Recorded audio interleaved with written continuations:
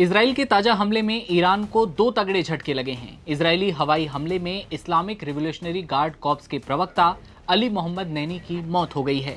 इसके अलावा एक दूसरे हमले में ईरान के बासिज फोर्स के खुफिया प्रमुख जनरल इस्माइल अहमदी मारे गए। लेकिन ईरान अब भी इजराइल और अमेरिका पर खतरनाक हमले कर रहा है और जैसे जैसे ईरान के बड़े चेहरे मारे जा रहे हैं वो और ज्यादा खूंखार होता जा रहा है।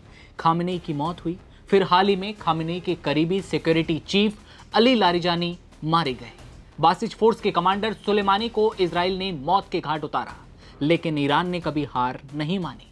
वीडियो में बात करेंगे उन 5 वजहों की जहां ईरान इस युद्ध को और लंबा खींचने में लगा हुआ है।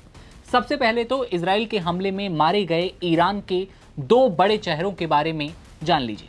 Brigadier general Ali Mohammad Naini Iran के इस्लामिक रिवोल्यूशनरी गार्ड कॉर्प्स के प्रवक्ता और deputy head of public relations थे। उन्हें जुलाई 2024 में आईआरजीसी के कमांडर इन चीफ हुसैन सलामी ने खुद इस पद पर नियुक्त किया था। इस जंग में वो जख्मी भी हुए थे। नैनी के पास सेकंड ब्रिगेडियर जनरल का पद था। नैनी अक्सर आईआरजीसी की ओर से बयान जारी करते थे जिनमें ईरान की सैन्य तत्परता, मिसाइल और ड्रोन क्षमताओं के बारे में चेतावनियां होती थीं। याद रहे कि जब ये जंग आगे बढ़ रही थी तभी हाल ही में उन्होंने दावा किया कि ईरान कम से कम 6 महीने तक हाई इंटेंसिटी वाले युद्ध के लिए पूरी तरह से तैयार है। ट्रंप इन चीजों से परेशान थे। उन्होंने कहा कि कई नई पीढ़ी की मिसाइलें और ड्रोन का अब तक इजराइल और अमेरिका के खिलाफ इस्तेमाल नहीं किया गया। यानी कि ईरान ने अपनी शुरुआत में कबाड़ मिसाइल और ड्रोन इस्तेमाल किए और अभी असली गोला बारूद, खतरनाक हथियार निकाले जाना बाकी है। इजराइल ने जिस दूसरे शख्स को मारा है वो है बासिज फोर्स के intelligence chief general Ismail Ahmadi.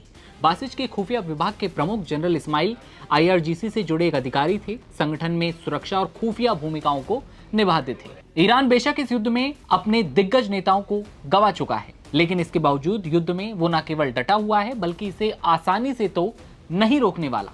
अब जानते हैं क्या है वो 5 बड़ी वजह जिसकी वजह से ईरान अब जानबूझकर युद्ध को लंबा खींच रहा है।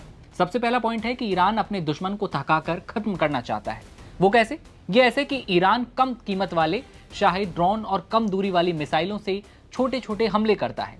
अमेरिका और इजराइल को हर हमले को रोकने के लिए लाखों डॉलर खर्च करने पड़ते हैं। अगर ईरान के ड्रोन और मिसाइल कुछ हजार पाउंड की हैं तो अमेरिका की थर्ड मिसाइल की कीमत $4 मिलियन से भी ज्यादा है। युद्ध को कुछ दिनों के बजाय हफ्तों महीनों तक खींचकर ईरान दुश्मन को रक्षा पर इतना ज्यादा खर्च करने पर मजबूर कर देगा जिससे वो लंबे समय तक इसे बर्दाश्त भी ना कर पाए। दूसरा पॉइंट ये कि ईरान ने अपनी पूरी सुरक्षा नीति के एक लंबे युद्ध के लिए बनाई है, ना कि किसी छोटे युद्ध के लिए। ईरान की विकेंद्रित मौजिक रक्षा और चौथा उत्तराधिकारी योजना ठीक इसी मकसद के लिए बनाई गई। ये दोनों काम करके ईरान खाड़ी देश के साथ साथ दुनिया की अर्थव्यवस्थाओं को भी भारी नुकसान पहुंचा रहा है। केवल 20 दिन, जी हां 20 दिनों में ही लड़ाई में ही दुनिया त्राही त्राही कर रही है। तेल और गैस को लेकर किस तरह से संग्राम मचा है ये आप देख रहे हैं। आगे ये जारी रहा तो पता नहीं क्या क्या होगा। ईरान के बचे हुए नेता साफ कह रहे हैं कि वे तब तक लड़ते रहेंगे जब तक दुश्मन अपनी आक्रामकता पर सचमुच पछतावा ना कर दे और खुद मैदान को छोड़कर ना भाग जाए। और यही हाल कुछ ट्रंप का दिखाई दे रहा है। ट्रंप के हाल ये हैं कि अब $800 बिलियन का रक्षा बजट होने के बावजूद $200 बिलियन की मांग और कर दी है। जनता खिलाफ है, सरकार के नुमाइंदे खिलाफ है। ये है अमेरिका के हाल। तो क्या अब जल्द ही ट्रंप बैकफुट पर होंगे? क्या घुटने टेक देंगे ईरान के आगे?